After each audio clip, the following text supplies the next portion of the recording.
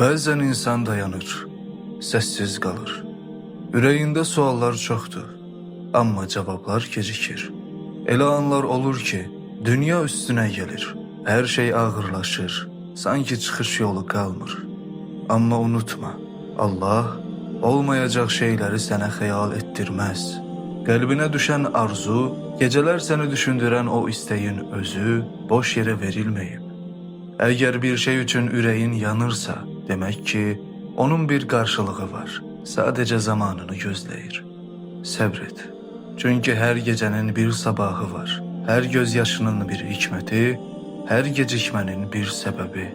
Allah səni dua etməklə məşğul edirsə, səni ondan uzaqlaşdırmır. Əksinə, sənə verəcəyi hədiyyəni hazırlayır. Bəzən Allah dərhal verməz. Çünki səni böyütmək istəyir. Səbrini gücləndirir, imanını dərinləşdirir. Dua sadəcə istəmək deyil, dua güvənməkdir. Dua, mən acizəm, sən yetərsən deməkdir.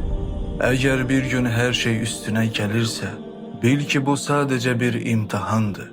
İmtihanlar zəiflər üçün deyil, imtihanlar güclü ola biləcək qəlblər üçündür. İsyan etmə, çünki isyan səni cavabdan uzaqlaşdırar. Səbr isə səni möcüzəyə yaxınlaşdırar. Gözlə, sakit qal, qəlbini təmiz saxla. Çünki Allah gecikdirirsə, inkar etmir, sadəcə ən doğru zamanı seçir. Sonunda gözəl günlər səninlə olacaq, əmin ol.